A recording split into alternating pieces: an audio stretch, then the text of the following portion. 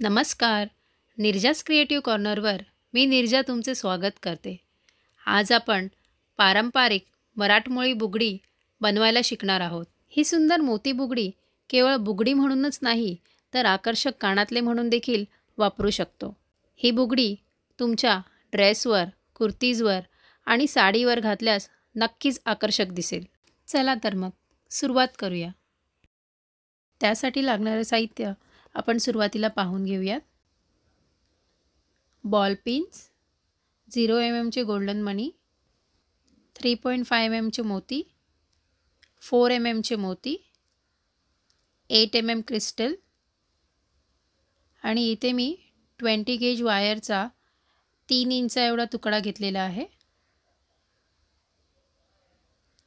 0.3 gauge wire आणि jewellery tools, cutter, round knows plier, flat knows plier. आता सुरुवातीला आपण बुगडीसाठी लागणारे हे लॉरियल्स बनवून घेणार आहोत. त्यासाठी मी 2 बॉल पिन घेतले आहेत.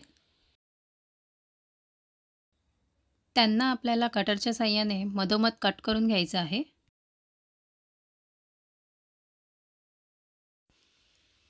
आता प्रत्येक बॉल पिनमध्ये आपल्याला 3.5 mmचा एक मोती ओवून घ्यायचा आहे.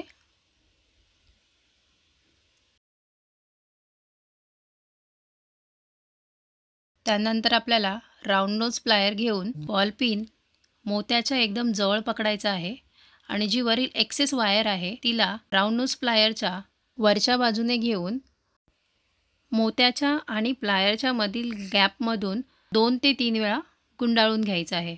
अशा प्रकारे आपला लॉरियल तयार आहे. आता जी एक्सेस वायर आहे ती आपल्याला कटरच्या साहाय्याने कट करून घ्यायची आहे. आपला लॉरियल तयार आहे. आणि सेम पद्धतीने आपल्याला बाकीचेही लॉरियल्स बनवून घ्यायचे आहेत. एक्सेस वायर आपण कटरने कट करून घेऊया. अशा प्रकारे आपले 4ही लॉरियल्स तयार आहेत. ते आपण साईडला ठेवून देऊया. आणि 0.3 गेज वायरच्या बंडलमधून 1 मीटर एवढा तुकडा कट करून घेऊया आणि उरलेली वायर पुन्हा त्या बंडलमध्ये लॉक करून घेऊया. आता आपल्याला 4 mmचे मोती आणि 0 mmचे गोल्डन मनी लागणार आहेत. आता जी वायर आपण कट करून घेतली आहे त्या वायरमध्ये आपल्याला 4 mmचा एक मोती आणि 0 mmचा गोल्डन मनी ओवून वायरच्या टोकाला आणून तिथे 4 बोटाचं अंतर सोडून गोल्डन मनी पास करून फक्त मोत्यामधून आपल्याला वायर पास करायची आहे. आणि वायर घट्ट खेचून घ्यायची आहे. अशा प्रकारे सेम पद्धतीने आपल्याला टोटल 8 मोती एका बाजूला एक असे अरेंज करून घ्यायचे आहेत. एक 4 mmचा मोती आणि एक 0 mmचा गोल्डन मनी घेऊन 0 mmचा गोल्डन मनी पास करून फक्त 4 mmच्या मोतीमधून वायर पास करायची आहे आणि घट्ट अशी खेचून घ्यायची आहे. अशा प्रकारे आपण 8ही मोती एका बाजूला एक असे अरेंज करून घेतले आहेत. आता आपल्याला ह्या 8ही मोत्यांना सर्कल शेपमध्ये अरेंज करायचं आहे. त्यासाठी व्हिडिओमध्ये दाखवल्याप्रमाणे जी मोठी वायर आहे ती एका मोतीच्या वरून दुसऱ्या मोतीच्या खालून, एका मोतीच्या वरून दुसऱ्या मोतीच्या खालून असं झिगझॅग आपल्याला ते करून घ्यायचं आहे आणि लास्टला ती आपल्याला वायर खेचून घ्यायची आहे जेणेकरून ते प्रॉपर सर्कल शेपमध्ये बसतील. आता जी छोटी वायर आहे त्यामध्ये आपल्याला 8 mmचा क्रिस्टल ओवून घ्यायचा आहे आणि वरच्या बाजूला 4 आणि खालच्या बाजूला 4 मोती सोडून त्याच्यामधून आपल्याला ती वायर खालून वर काढायची आहे आणि जोरात खेचून लॉक करून घ्यायची आहे. आता जी मोठी वायर आहे ती खालून वर काढून घ्यायची आहे.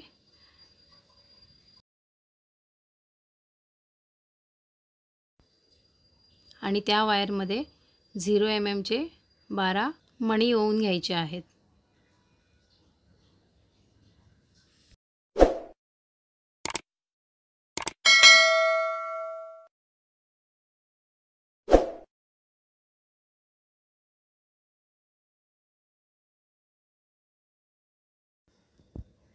अशा प्रकारे आता आपल्याला हे मणी 8 mm क्रिस्टलच्या भोवती सर्कल शेपमध्ये अरेंज करून घ्यायचे आहेत.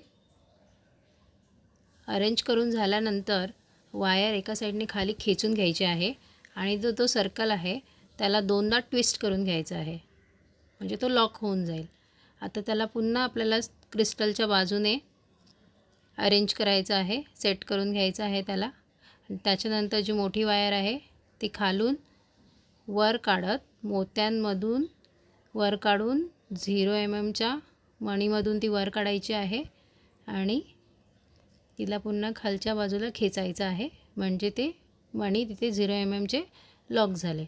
अशाच प्रकारे आपल्याला 4 ते 5 ठिकाणी सेम पद्धतीने लॉक करून घ्यायचं आहे, म्हणजे ते 0 mmचे मणी पूर्णपणे त्या क्रिस्टलवर बसतील.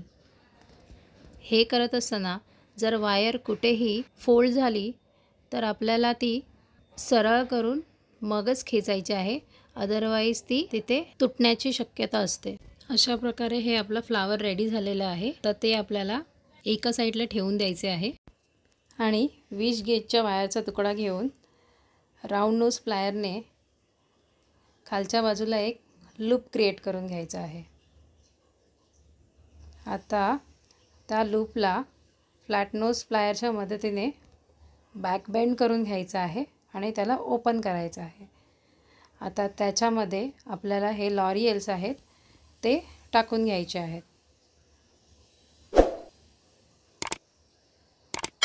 आणि तो लूप फ्लॅट नोज प्लायरच्या मदतीने बंद करून घ्यायचा आहे.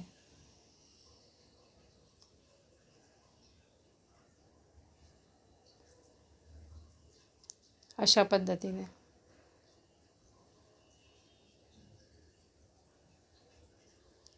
आता आपल्याला जे फ्लावर बनवलेलं आहे ते या 20 गेजच्या वायरवर बांधून घ्यायचे आहे. त्यासाठी मी छोटी वायर खालच्या बाजूने दोनदा 20 गेजच्या वायरवर गुंडाळून घेतली आहे. वायर छोटी असल्यामुळे मी प्लायरच्या मदतीने तिला खेचून घेतलं आहे आणि सेम जी मोठी वायर आहे तीही वरच्या साईडने 20 गेज वायरवर 2 वेळा गुंडाळून घेतली आहे.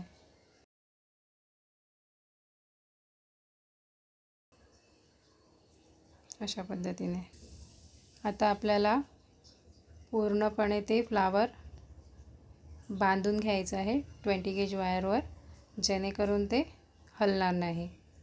सो मी राईट साईडच्या एका मोतीमधून वायर काढून घेतली आणि तीच वायर लेफ्ट साईडच्या मोतीमध्ये गुंडाळून घेतली. आता ते फ्लावर आपल्याला खालच्या बाजूने थोडं सरकवून घ्यायचं आहे आणि जी 20 गेजची वायर आहे ती स्ट्रेट करून घ्यायची आहे. आणि अशा प्रकारे मी फ्लावर पूर्णपणे बांधून घेतलेला आहे. आता लास्टला आपल्याला जी छोटी वायर आहे ती वरच्या साईडने पुन्हा 2 वेळा गुंडाळून घ्यायची आहे.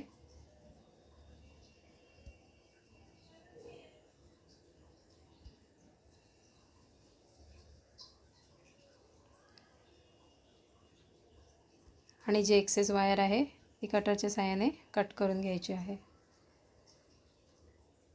आता जी मोठी वायर आहे तीही 2 वेळा गुंडाळून घ्यायची आहे.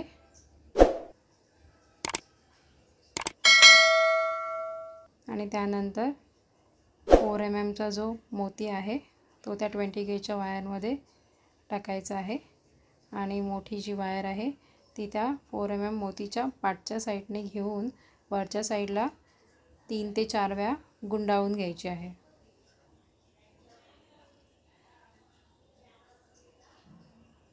आणि एक्सेस वायर कटरने कट करायची आहे व वायरचा एंड प्लायरच्या मदतीने नीट प्रेस करून घ्यायचा आहे. आता आपल्याला ह्याला बुगडीसाठी शेप द्यायचा आहे. सो मी कटर घेतला आहे. त्या कटरच्या पाईपवर जी 20 गेजची वायर आहे ती ठेवून बॅक साईडला हाताने बेंड करून एक सेमी सर्कल शेप दिलेला आहे. अशा पद्धतीने आता आपल्याला तो कटर त्याच्यातून काढून घ्यायचा आहे आणि प्लायर घेऊन जिथे आपली वायर गुंडाळलेली संपते तिथे एक्झॅक्टली पकडून थोडंसं बॅक साईडला त्याला बेंड करून घ्यायचा आहे अशा पद्धतीने। त्यानंतर पुन्हा कटर घेऊन त्याच्या पाईपमध्ये ती 20 गेजची वायर घालून खालच्या साईडला पुन्हा तिला बेंड करायचं आहे। अशा प्रकारे आपण त्याला पूर्ण शेप दिलेला आहे। आता जी एक्सेस वायर आहे एक्झॅक्टली आपल्याला त्या मोतीच्या समोर, मोती जिथे संपतो त्याच्या समोर जी वायर आहे तिथे कट करून घ्यायचं आहे आणि जे टोक आहे ते प्लायरच्या मदतीने थोडंसं बॅक साईडला पुन्हा टर्न करून घ्यायचं आहे अशा पद्धतीने आणि त्याला चांगलं प्रेस करून घ्यायचं आहे जेणेकरून ते कानामध्ये घातल्यावर आपल्या कानाला ते लागणार नाही। अशा पद्धतीने आपली मराठमोळी सुंदर अशी मोत्याची बुगडी तयार झालेली आहे। सेम टेक्निकने मी दुसरी ही बुगडी बनवून घेतलेली आहे। तर मग व्हिडिओ आवडल्यास व्हिडिओला लाईक करा, चॅनलला सबस्क्राईब करा आणि येत्या व्हिडिओजसाठी बेल आयकॉनवर क्लिक करा। धन्यवाद।